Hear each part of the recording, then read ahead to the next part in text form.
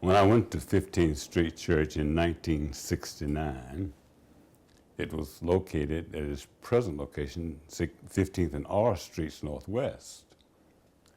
The building in which they were located at that time had been there since about 1870, and they had gotten that from an earlier congregation that had moved elsewhere in the city.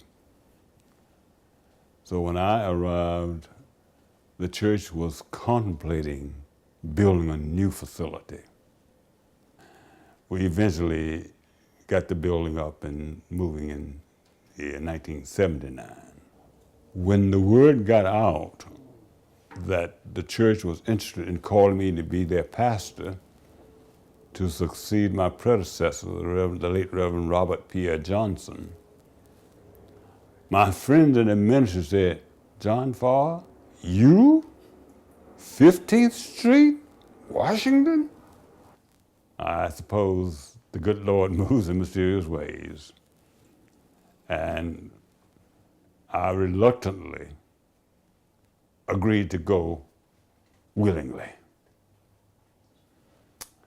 And through many different stages of conflict and conflict management, I was able to survive for 25 years.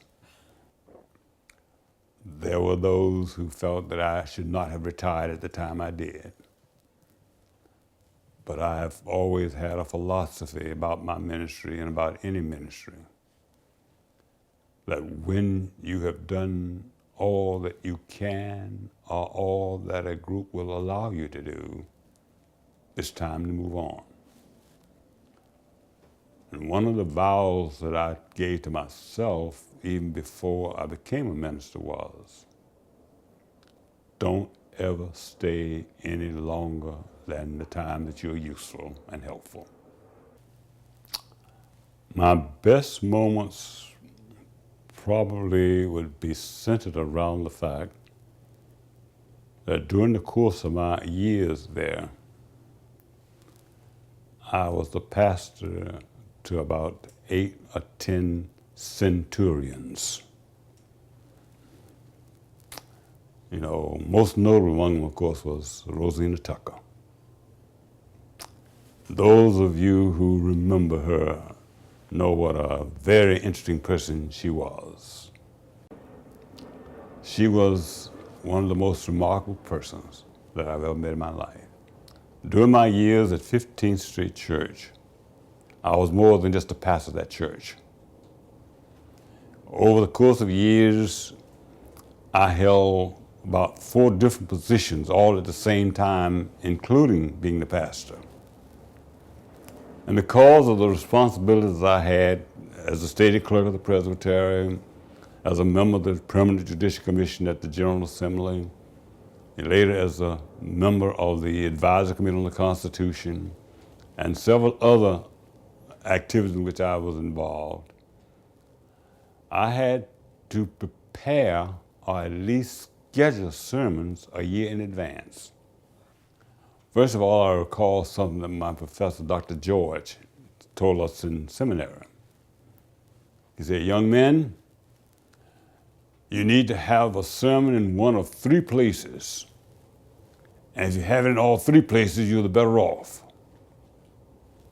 And he went on to say, you have it in your head, in your heart, or in your pocket. Sermons were decided upon on the basis of what may be of particular interest at a given time during the year. I approached it this way with the understanding that circumstances could change, and thereby I would need to change sermon titles. I tried to make each sermon, each Sunday, relevant.